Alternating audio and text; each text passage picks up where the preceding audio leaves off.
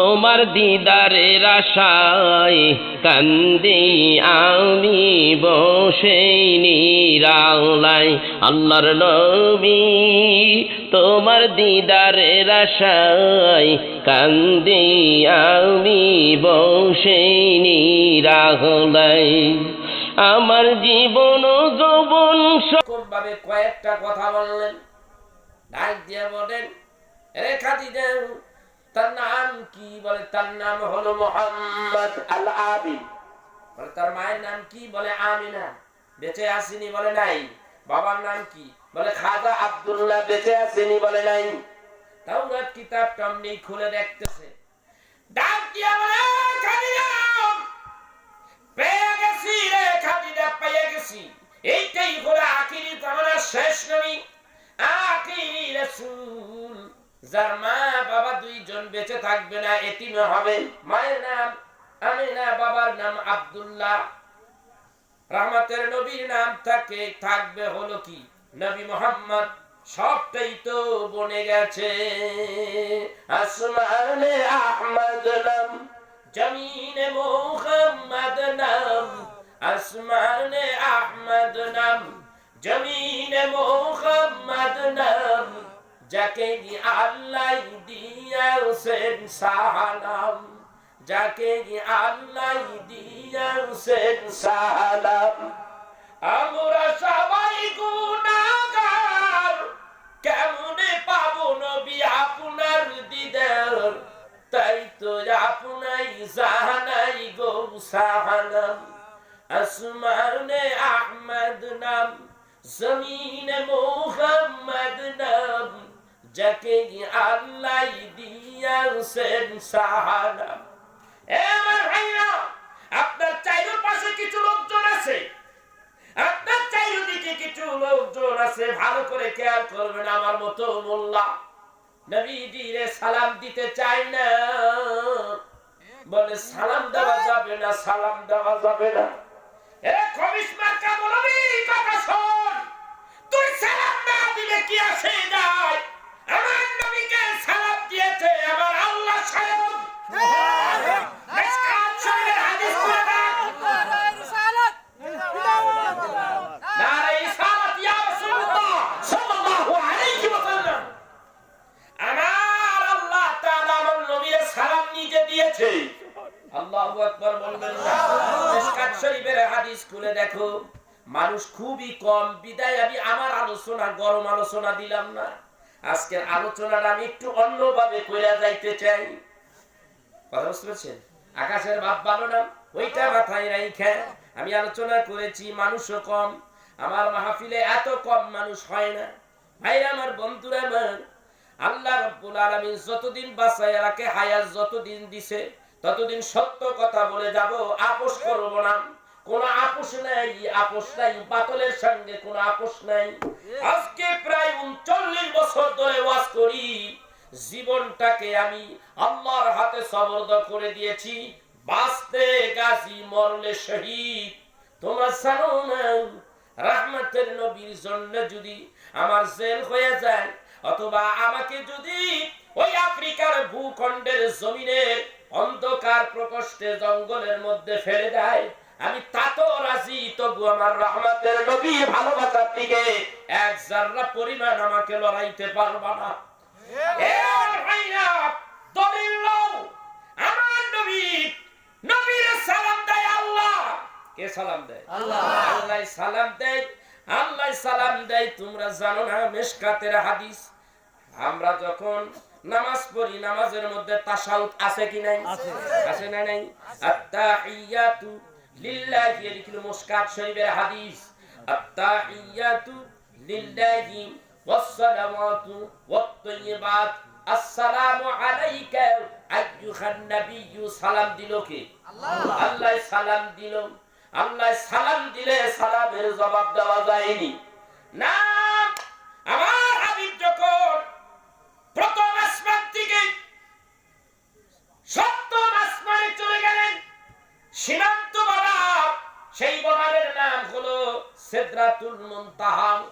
ওখানে যাইয়া জিবরাইল ডাক দিয়া বলে, বাবা কিতাবের নাম মাসনবী শরীফ, মাসনাবি শরীফের মধ্যে আছে আল্লামা জালালউদ্দিন সিয়ুতি রাহমাতুল্লাহ আলাইহি তার 1000 মজেদা প্রকাশ করেছেন। কিতাবের নাম হলো খাসাইসুল কুবরা শরীফ।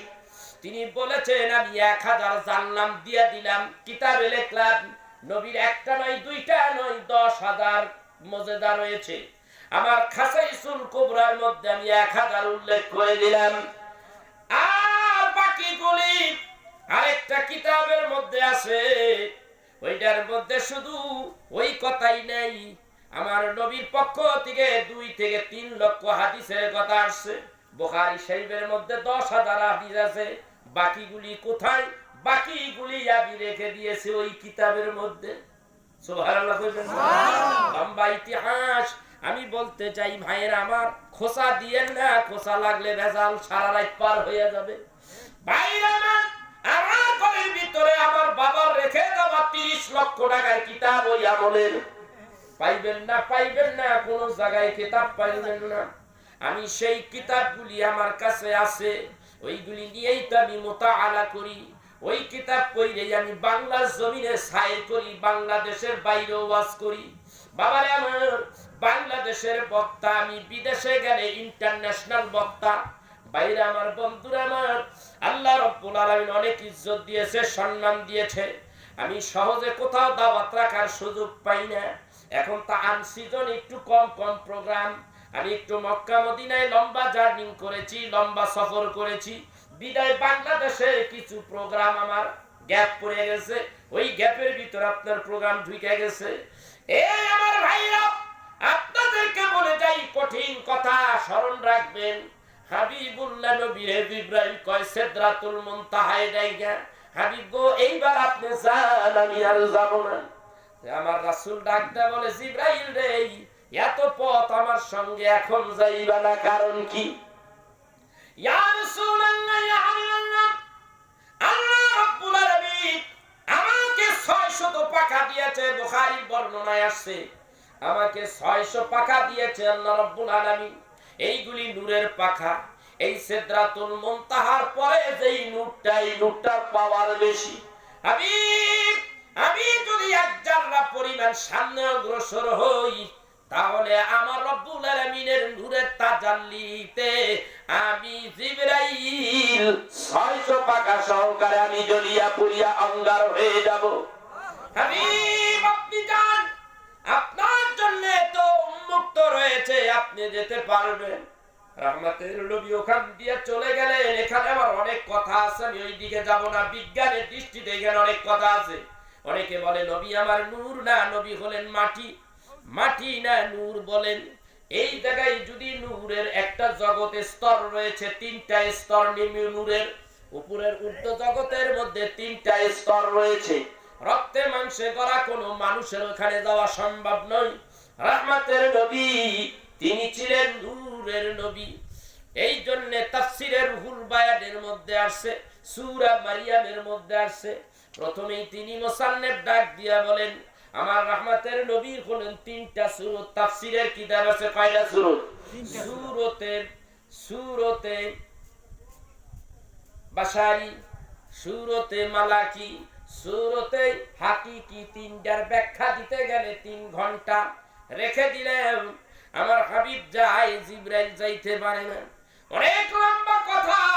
যাইতে যাইতে একটা স্তরে যখন যাইয়া পড়লেন, অমনি গায়বের থেকে একটা আওয়াজ আসলো, কিফিয়া মুহাম্মদ ফাইন্না রাব্বাকা ইউসাল্লি।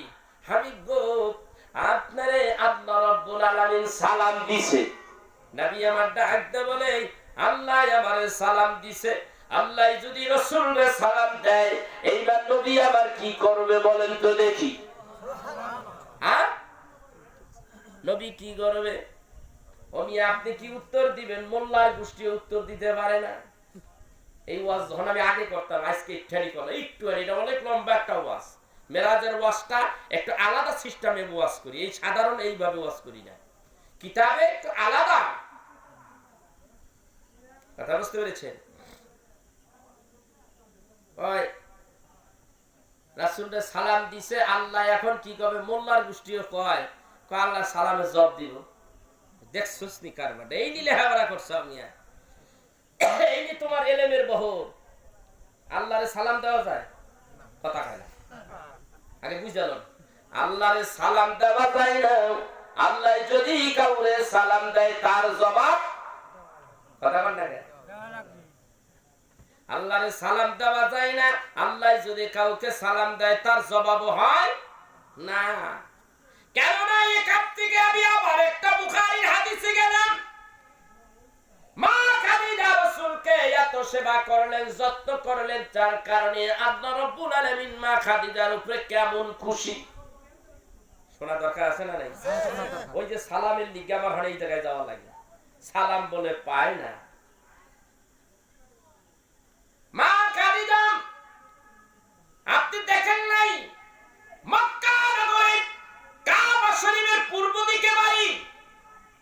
ও হাদিসা, যদি কেউ যে তাকে লক্ষ্য করেন, ওইখানেই হলো আমার নবীর বাড়ি।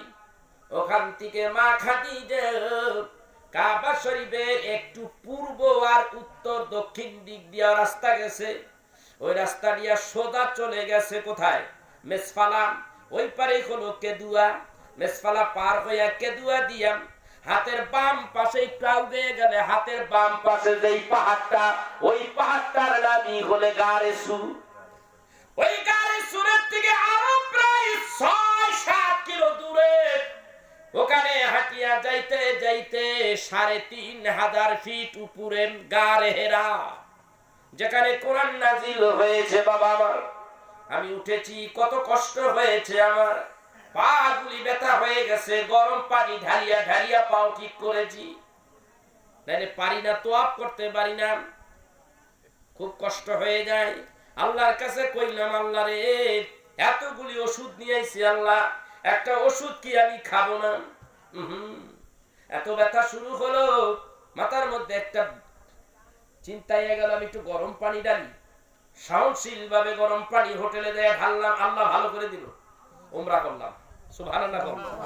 মা আয়েশার থেকে এই বাদলা মেহরাম বাইতেই উমরা শুরু করে দিলাম। ওই পাহাড় বাইছেন, সবাই পারে না, ওই পাহাড় উঠতে অবস্থা টাইট হয়ে গেল। ওই পাহাড় উঠলে মিয়া নামার সময় যে বেকায়দা, ওঠার সময় তো ভালোই, নামার সময় ভারী বেকায়দা। উঠতে লাগছে আমার প্রায় ১.৫ ঘন্টা, সবাই লাগে ৩ ঘন্টা, আমার লাগছে ১.৫ ঘন্টা। নামতে আমার মাত্র ১৪ মিনিট লাগছে। পোলাপানের মতো ফাল বাইরে নামছি, কারণ এত স্বাভাবিক নামান যায় না, খুব কষ্ট হয়। এইভাবে নামে ওরা ওদিন নামতেছে, আমার লগের সাথী ওরা দিয়ে এইভাবে কে কহুদুর এইভাবে ভালো নাহলে নামা যায় না। তাই নাকি? তাই এটা চেষ্টা করে দেখি, চেষ্টা করে দিই। হ্যাঁ, ভালোই তো। একটা আসলে কারে গেছে, নেমে গেছে ১৪ মিনিটের মধ্যে নেমে গেছি। সুবহানাল্লাহ, সুবহানাল্লাহ। নিচেই পাইলাম গাড়ি, যাবি মক্কা নগরে যাবি? এক আসরের সময় তাই হাজির, আসরের নামাজ পড়লাম। আগে নামাজ পড়ে ক্ষুধা লাগছে, আমি খাইয়ে নি, পাহাড় পাইছি, দুপুরেরটা মাই ৪০ রিয়াল দিয়া খাইলাম, জন্মের খাওয়া। হাই রে গোস্ত রে, কি গোস্ত খাই আল্লাহ জানে, উডের ডাকাই না কি ডাকাই, কি যে সাপ খাইলাম, ভর্তা ঠট্টা দিয়া পেট খাইয়া খাবার সুন্দর। আচ্ছা, এইবার আমার উমরার কাজ করা লাগবে। পাও তো ব্যথা, আগে দিলাম পায়ে পানি, কারণ উমরা করা লাগবে। উমরার জন্য আবার রেডি হইলাম। উমরা শেষ, তোয়াফ করলাম, তোয়াফ করে এসে বেরিয়েছি। মা খাদিজা এইভাবে হাঁটতে হাঁটতে ঠিক জাবালে নূরে উঠলেন। রাসূলে আরবি তখন জিবরাইলের সঙ্গে কথা বলেন একটা পাথরের উপরে বসিয়া। আমি নিজে ওই পাথরের উপরে 2 রাকাত নামাজ পড়েছি আর কেঁদেছি, আল্লাহ রে, আমার কত কষ্ট হয়েছে, আমার হাবিব, আমার রহমতের নবী কত কষ্ট। মা খাদিজা কত কষ্ট করে আমার নবীর জন্য রান্না করিয়া এই জাবালে নূরে নিয়ে আসেন, কতই কষ্ট হয়েছে। হযরত রাসূল আরবি সাল্লাল্লাহু আলাইহি ওয়াসাল্লাম আর জিবরাইল কথা বলেন। হঠাৎ করে জিবরাইল বলেন, ইয়া রাসূলুল্লাহ, ওই যে খাদিজা আসতেছে, আপনার জন্য খাবার নিয়ে আসতেছে। মা খাদিজা এসে গেছে নিকটবর্তী, এইবার ডাক দেয়া বলে, হুজুর আমি বিদায় হইয়া যাই, তবে আজকে কি কারণে আসছি সেইটা তো আপনারে বলি নাই। ও নবীজি, খাদিজারে জানাইয়া দিবেন আমার আজকের আসার কারণটাই হলো আল্লাহ রাব্বুল আলামিন আজকে আমারে পাঠাইছে আপনার কারণে, আপনার কাছে এই খবর দেওয়ার জন্য। হুজুর আপনি বলে দিয়েন আল্লাহ রাব্বুল আলামিন মা খাদিজারে সালাম দিয়েছে।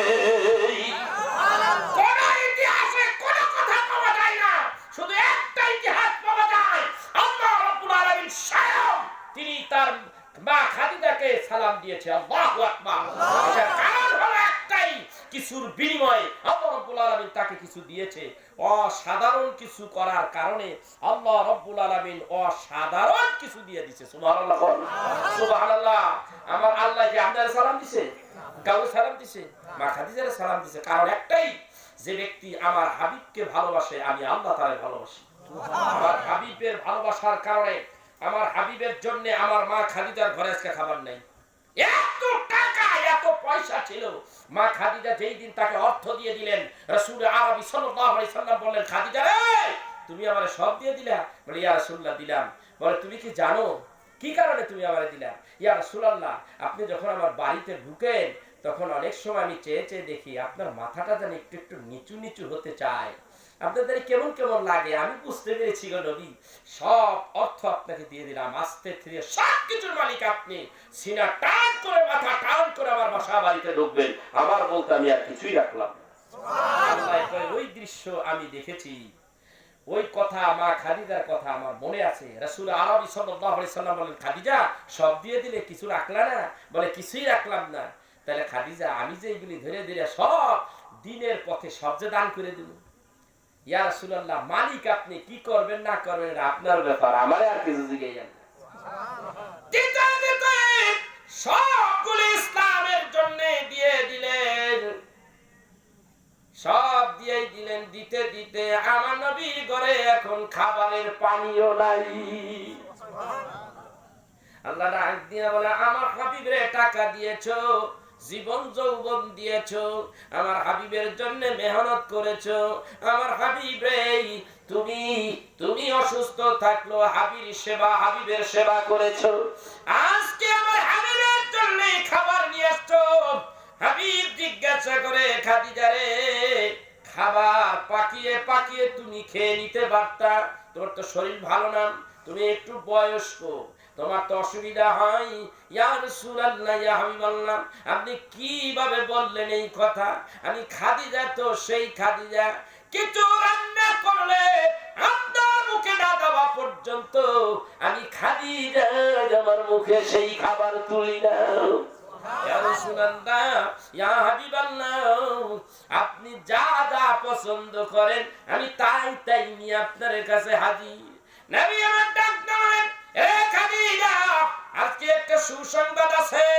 খাদিজা একেবারে উপরে উঠেন নাই, ওইখানে তিনি দাঁড়াইয়া গেলেন। ইয়া রাসূলুল্লাহ আমার কি সুসংবাদ? খাদিজা রে আমার আল্লাহ রাব্বুল আলামিন তোমার সালাম দিয়েছে। খাদিজা অমনি কান্না শুরু করে দিলেন।